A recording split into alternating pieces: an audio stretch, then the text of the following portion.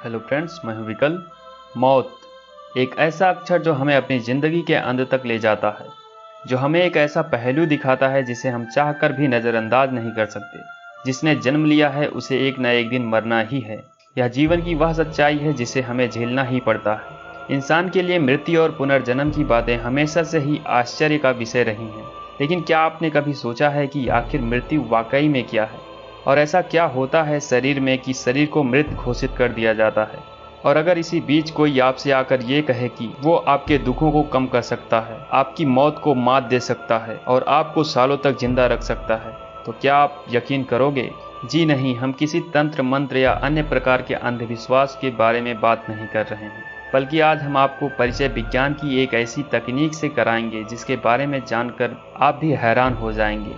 Cryopreservation एक ऐसी तकनीक है जिसके अंतर्गत डॉक्टर व वैज्ञानिक किसी भी जानवर, पशु, पक्षी और यहाँ तक कि इंसानों को भी सालों तक जीवित रख सकते हैं। इस टेक्नोलॉजी को समझने के लिए हमें सबसे पहले ये जानना होगा कि आखिर हमारा शरीर जिंदा कैसे रहता है। इंसानी शरीर बायोलॉजिकल प्रोसेस के चलते काम करता है। इसके लिए कोशिका की संरचना और कार्यप्रणाली को जानना जरूरी है। दरअसल सभी कोशिकाओं के भीतर मेडिकल रिएक्शंस लगातार चलते रहते हैं। इन केमिकल रिएक्शंस में एटीपी नामक ऊर्जा मदद करती है। ये एटीपी हमारे शरीर से ले गई ऑक्सीजन और ग्लूकोज की आपसी क्रिया से बनती है। अब शरीर में मौजूद कोशिकाएं इस एटीपी की एनर्जी का उपयोग ग्रोथ, रिपेयरिंग और रिप्रोडक्शन सभी कामों में करती हैं। ऐसा कहते हैं कि जरूरी मॉलिक्यूल्स के निर्माण से ज़्यादा ऊर्जा इन मॉलिक्यूल्स को सही जगह तक ले जाने में खर्च हो जाती है।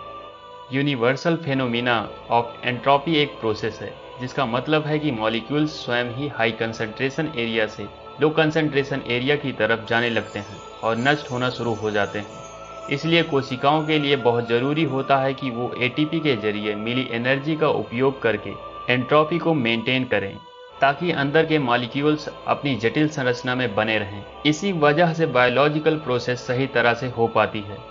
लेकिन जब कोशिकाएं एंट्रोपी से हार जाती हैं और उन्हें मेंटेन नहीं कर पाती तो बायोलॉजिकल प्रोसेस फेल हो जाती है। उसका नतीजा होता है शरीर की मौत। यही कारण है कि मृत शरीर को वापस जीवित नहीं किया जा सकता, क्योंकि जरूरी कोशिकाएं मर चुकी हैं और जटिल संरचनाएं खत्म हो चुकी हैं।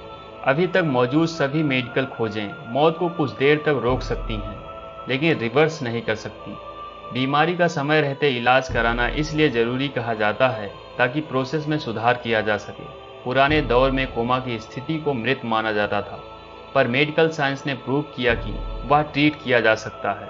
व्यक्ति उसके बाद भी दोबारा जीवित हो सकता है। अब सवाल ये आता है कि क्या ऐसा संभव है कि मृत घोषित हो चुका व्यक्ति पुनः जीवित हो सके? जैसा कि प्रकृति के कुछ जीवों में अपने जीवन काल को बढ़ाने का गुण पाया जाता है, जहां वो बेहद ठंड में फ्रीज होकर खुद की बायोलॉजिकल प्रोसेस को धीमा कर लेते हैं।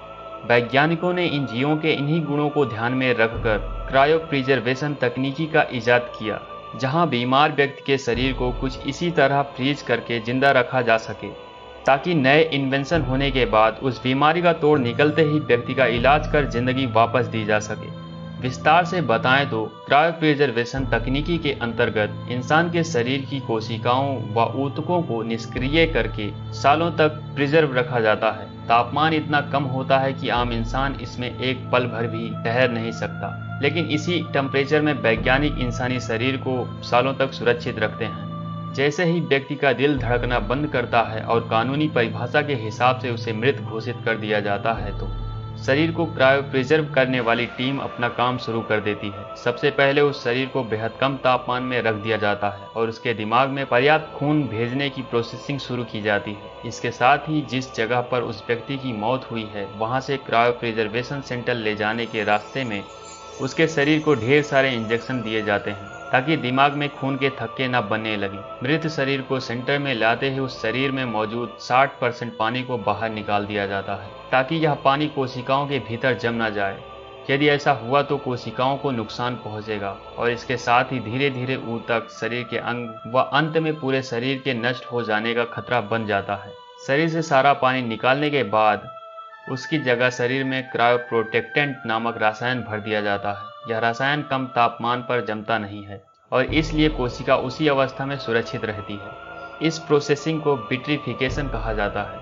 इसके बाद शरीर को बर्फ की मदद से -130 डिग्री टेम्परेचर पर ठंडा किया जाता है। अगला कदम होता है शरीर को तरल नाइट्रोजन से भरे एक टैंक में रखना। यहाँ तापमान -196 डिग्री रखा जाता है। यदि कोशिकाएं फ्रीज रहेंगी तो केमिकल रिएक्शंस होना बंद हो जाएगा और कोशिकाओं का डिफ्यूजन भी नहीं होगा। इसका मतलब ये हुआ कि कोशिकाएं नष्ट भी नहीं होंगी। अगर कोशिका सिस्टम पूरी तरह नष्ट भी हो चुका होगा तो नैनोबॉट्स की मदद से एटीपी को इंजेक्ट कर उन्हें वापस फॉर्मेशन और ऑर्डर में लाया जा सकेगा। तो हम कह सकते हैं कि जीवन कोई जादू नहीं है, बल्कि एक बेहद जटिल और स्वयं को सही ऑर्डर में रखने की प्रोसेस है।